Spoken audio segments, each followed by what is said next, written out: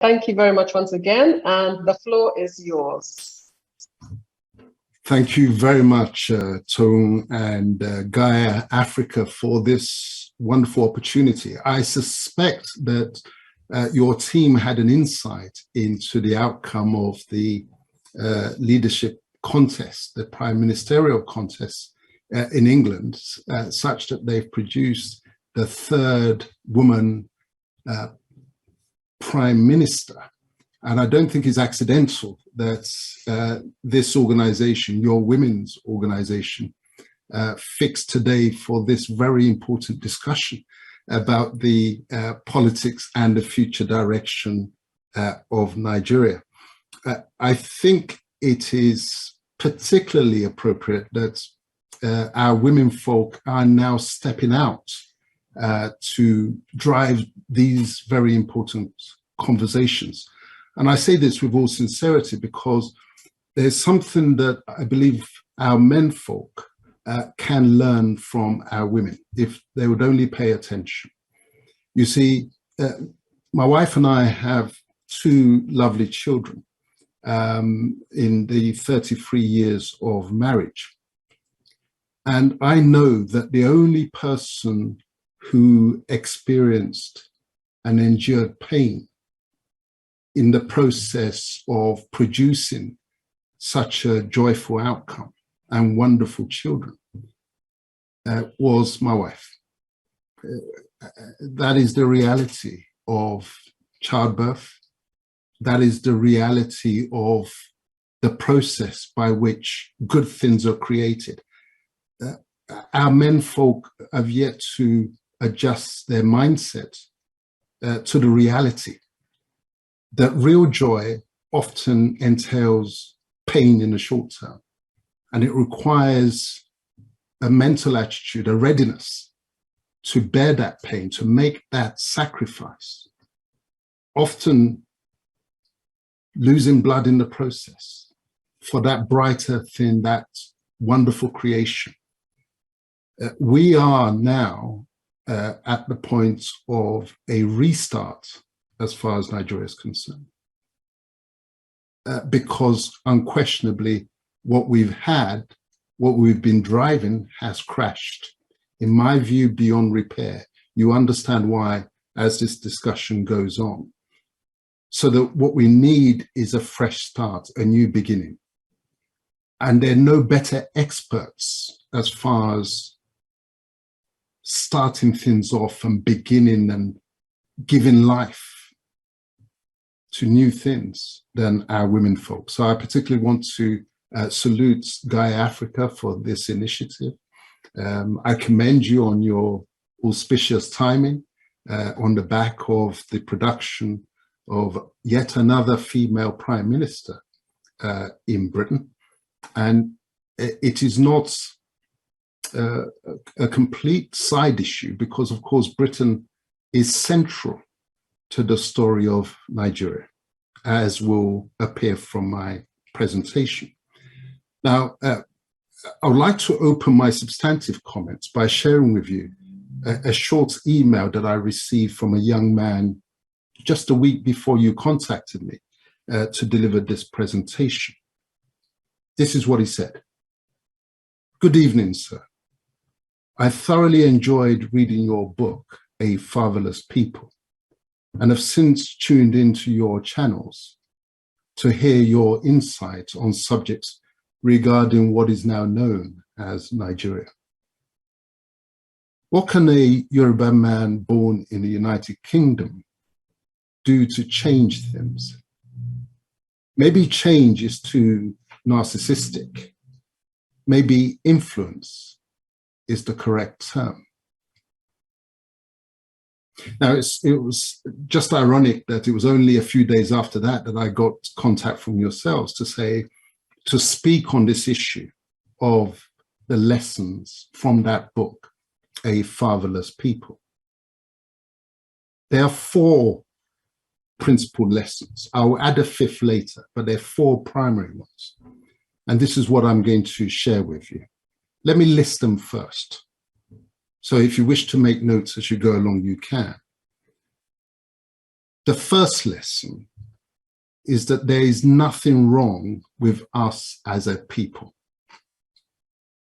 The problem is Nigeria, not Nigerians. The second lesson is that Nigeria was not a mistake. It is working precisely in accordance with the design for Nigeria. The third lesson is that all is not as it appears on the surface, both characters and events. If you're really going to understand Nigeria, you've got to be prepared to look beneath the surface. The fourth principal lesson from A Fatherless People is a joyous one, is a happy one. All those ones may be depressing. But the happy news is that it can be fixed. It can be fixed because we now understand the problem. So let me go back to my first point. There is nothing wrong with us as a people. You know, it was always tempting and easy to default to the narrative. There's something wrong with us. How many times if we were honest with ourselves, we've either said it or we've heard it said about ourselves. There must be something wrong with us. That can be the only explanation for why things are the way they are. But of course, when our people come out of the Nigeria construct and they operate in another environment, you see them all breaking records and rising to the top. So an intelligent person then has to say, why? What is the reason for that? What is the real explanation for what's going on? Because if the problem is the people, then you're stuck. You can't change them. We are who we are and what we are.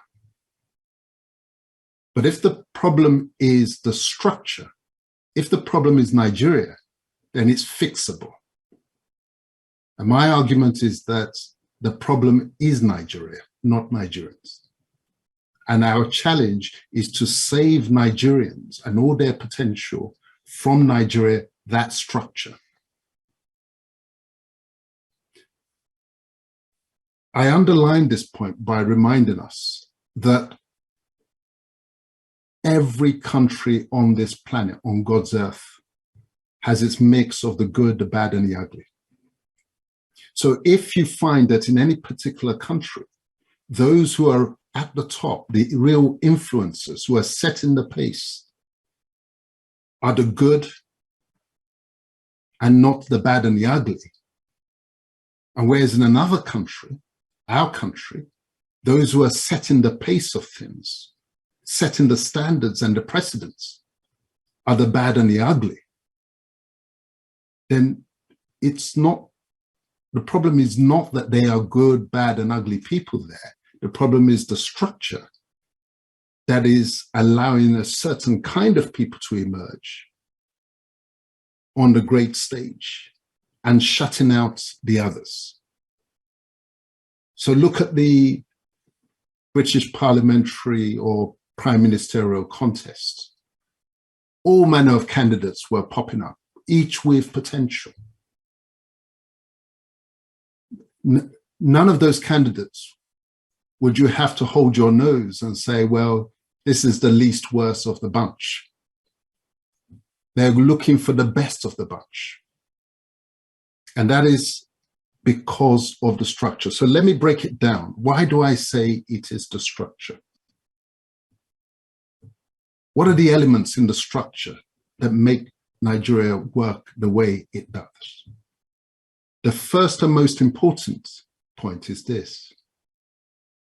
Nigeria is an amalgam of 371 ethnic groups.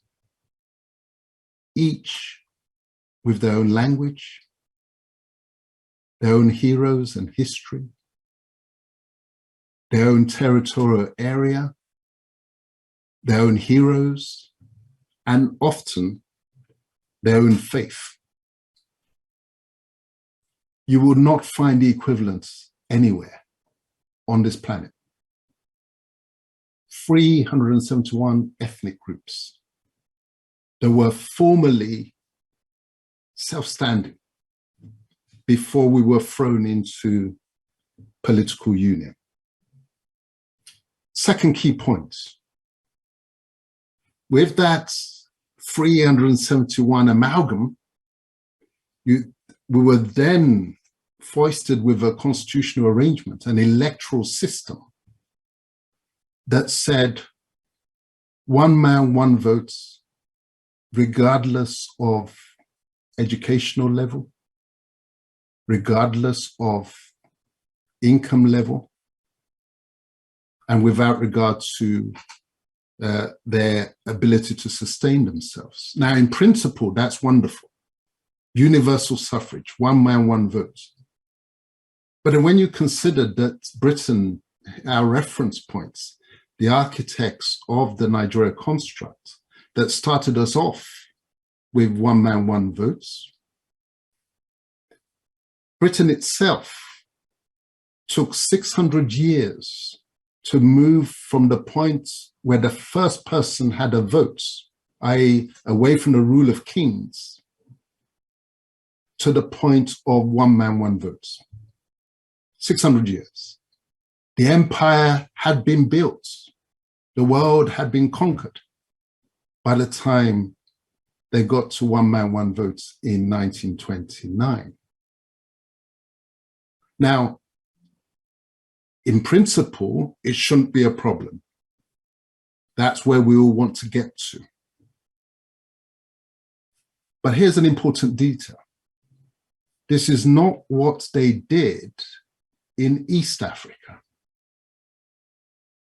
Uganda, Kenya, Zambia, Zimbabwe, in all of those territories where there were white settlers whose investments would be exposed to the standard of governance, you had to have a minimum property qualification, a minimum educational qualification, and a minimum level of income. Because they know and they knew that that sophisticated electoral model, that ideal of one man, one vote, is only appropriate in an environment where there are low levels of poverty, low levels of illiteracy, because otherwise your permanent majority will be those who, for no fault of their own, are below the subsistence level. Their votes will always be vulnerable to capture by the money bags. So that's a second fundamental structural problem that Nigeria has. Let me move to the second learning point. It's an important one. Nigeria was not a mistake. It is working precisely as it was designed. Now, one of the former colonial administrators wrote a letter saying it was a grave mistake. They shouldn't have amalgamated so many different nations, and it would have been better to create smaller groups. But it was not a mistake, it was by design. You see, when you go home after this discussion, if you look at the map of West Africa, you will see that Nigeria truly is a giant. It is, because it towers above the neighboring countries either side. If you look at the map, you see Ivory Coast on a level, you see Ghana at a level, Togo, you see Benin Republic. You then see Nigeria go up across and then down again. And then you see Cameroon at the same level as the others that I mentioned first. Call it the penthouse. That strip at the top, which, as it happens now, these are largely the Sharia states in Nigeria. Now, why is it that Nigeria has that extra rooftop? I shall explain to you, because it was part of the design. You see, under the terms that were agreed at the Berlin Conference for the carve-up of Africa between the European colonial powers, that penthouse, the Sharia strip, should properly have gone to France and been part of Niger, French Niger. How did it come to form part of Nigeria? It was effectively at gunpoint. It was the British and the French haggling over the territorial space, the French trying to apply the principles that were agreed in Berlin, and the British made it clear to them that they were ready to go to war over this particular strip. They needed it. The war was avoided by a compromise that was struck between them. There was a land swap, a territorial exchange. Britain agreed to release its territorial claims in faraway Madagascar in return for being allowed to have that strip, the penthouse. This was sealed in a deal on the 13th of June, 1898, a treaty between the French and the British. Now, what was in that strip? Diamonds, gold, oil? None of the above, as we all know. It was simply the need to have that instrument of conflict embedded in what would otherwise have been, and up to then was, a wholly Christian territory. This was born of experience from India, where they laid the Hindus off against the Muslims. It was always also born of their own experience in Ireland, of conflicts in the island of Ireland between Protestants and Catholics. It was born of their own experience, even in Britain itself, which was once Catholic and now became Protestants. The second major detail that explains that this was not a mistake but by design was in relation to what was southern Nigeria, because there were two Nigerias, separately administered, separate countries with border patrols between the two countries, northern Nigeria and southern Nigeria. Then the decision was made to amalgamate these in 1914,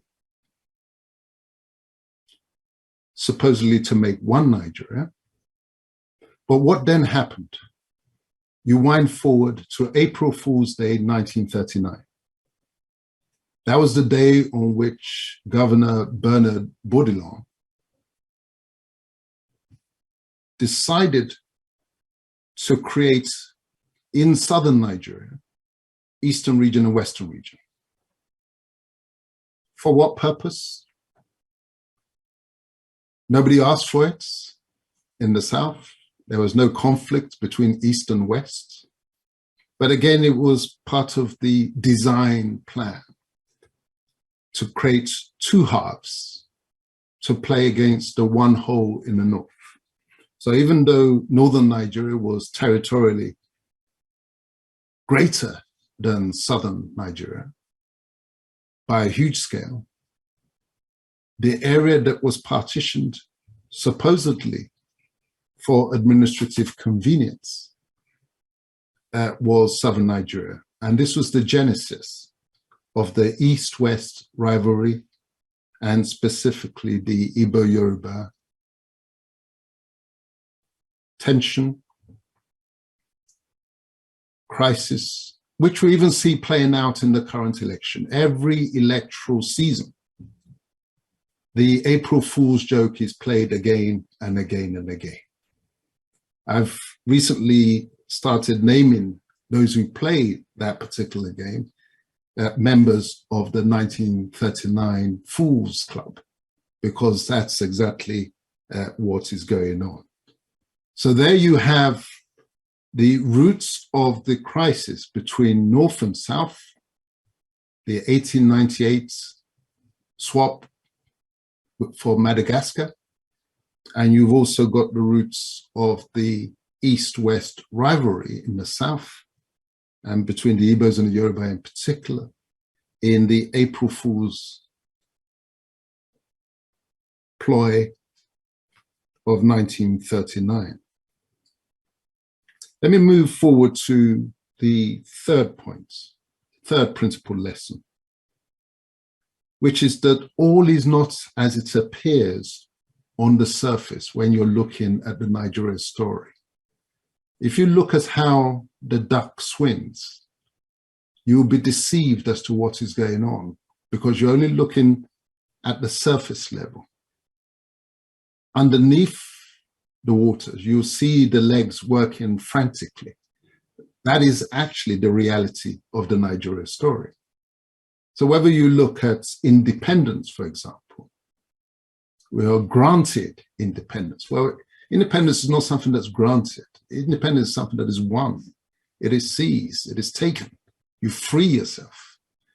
When it is granted to you, it is granted to you on terms.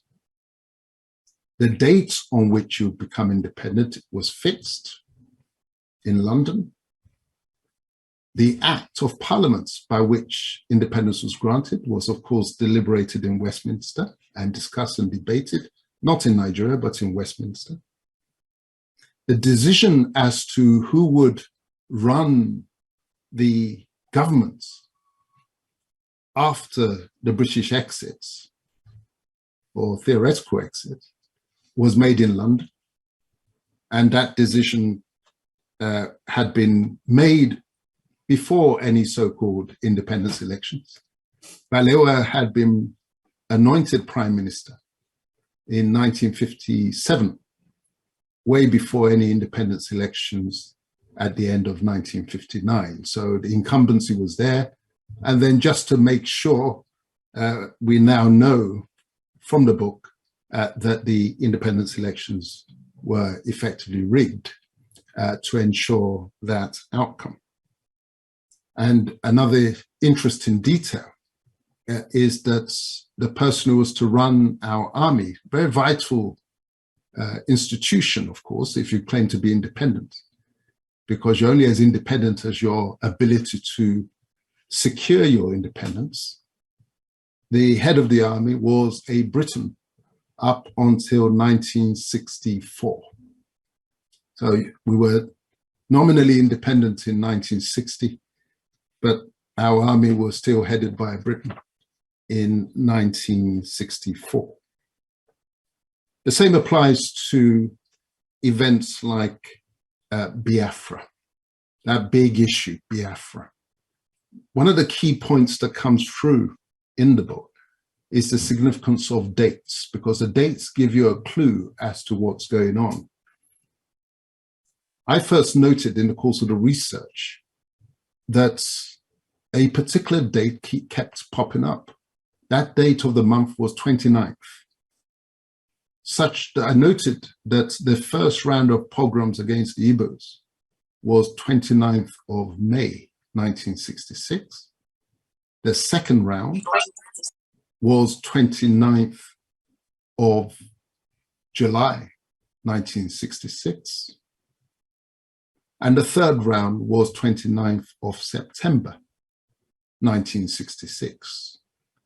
Now, being an averagely intelligent person, as soon as I saw that, I said, well, this is strange. What's going on here? What is the significance of this 29th? And applying our investigative skills, we finally got to the bottom of the riddle. The 29th of May, 1453, was the date on which the forces of Islam, the Ottomans, conquered what was then the capital of the Christian Roman Empire, which had been moved from Rome to Constantinople, which since that day of conquest, 29th of May, 1453, we now know as Istanbul. So it became clear that the 29th of May in particular, and the 29th in general, was a very significant date in our calendar. And that became clear the more you now looked. Once you're equipped with that knowledge and you start reviewing Nigeria's history, and at the beginning of the book, there's a chronology, and you start seeing the 29th popping up. So for example, the state of emergency that was declared in the Western region in 1962 was 29th of May, 1962. And curiously, and very curiously, Biafra was declared at 2 a.m. on the 29th of May. Following the close of the 29th of May, Biafra was declared. And I was, as a researcher and an averagely intelligent person, I say to myself, who were you declaring it to at 2 a.m. in the morning? If you're going to declare independence, it's not at that time of morning that you'd be making a declaration. The greater significance was that 29th date.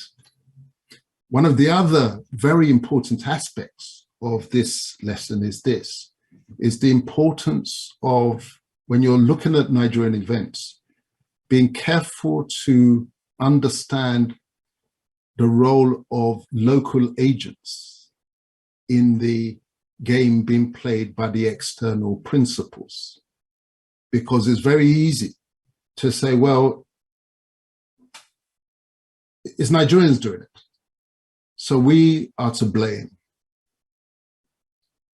But an agent's action belongs on the same side as the balance of the balance sheet as his or her principle.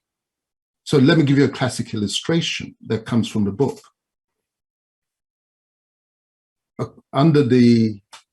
According to the story of the Biafra War, Ojukwu left the country before the end of the war, just before the surrender. On the face of it, it looks like an act of a principle. He's the leader of the Biafran war efforts. But what the book explains is that Harold Wilson had already told Gowon that it would be a good thing to allow him to slip through your fingers once victory is assured. And lo and behold, that's precisely what then happened. So these are the kind of things that one has to look out for, and which come through in the book as you go through it. I then move to the fourth point. The problem can be fixed. It can be fixed because it is now understood. You can't solve a problem. Cast your mind back to your school days, maths problems in particular. Until you get your brain around it, how it sits together, how it's configured, the component parts, you'll be floundering right, left, and center. That is what we have been doing, because we have not understood the configuration of the problem. We thought we did, but we didn't, because all the lessons that come through the book were absent and missing. So now that we do have an understanding, and we do have those infrared goggles that can see in the dark and see what's really going on, what is the solution?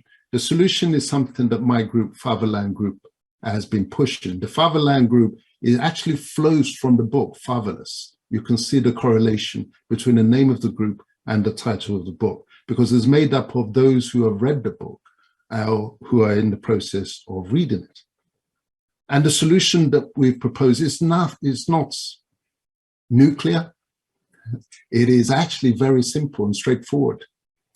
It is what we call the union of the orange, because we came to realize that the form of union that they've been pushing to us, yes, Nigerians want to be together, but what kind of unity, what kind of union do we want? We've never been asked that question for an opportunity to answer it. If you compare the apple and the orange, both in their roundness represents togetherness and unity. Peel the skin of the apple, you see an indistinguishable mass underneath. That is suitable for homogeneous communities. Where you have the level of diversity that we have, it is the orange union that can accommodate that diversity. So when you peel the skin of the orange, you see each segment of the orange in its own space, complete and whole, but then together foaming that orange, and the skin represents the union. Call it Nigeria if you wish. So yes, better together, but it needs to be the right way, because otherwise it's the politics of domination. Winner takes all. That is what the Apple Union represents. And the interesting thing is that when you look around the world and you look at what kind of union do they have, look at Switzerland. It's the Orange Union. Look at the European Union. It is the Orange Union. Look at Britain itself. Liz Truss is Britain. You know it's the Orange Union. They have their Scottish Parliament for the Scots, the Irish Northern Ireland Assembly for the Northern Irish, the Irish Parliament for the Irish proper, and they have the Scottish Parliament for the Scots. And rest assured, Westminster is England's Parliament. So it is not, we're not doing anything new, but we are now shaping our union to serve us, rather than for us to be sacrificed, as we have been doing. If you think how many lives have been lost in the quest for unity in Nigeria. The last point, before I now take questions, is that the lessons from the book, Nigerians do read, Africans do read. There was this myth that's been pushed that if you want to hide a secret, put it in a book. Yeah. Black man, the African, would never read it. It's untrue. Because when a book speaks to our experience and gives us what we really want to know, we read it with passion. We read it with enthusiasm. Thank you very much once again for this opportunity. Now I will hand over to my interrogators. I know there are many out there, and looking forward to the discussion.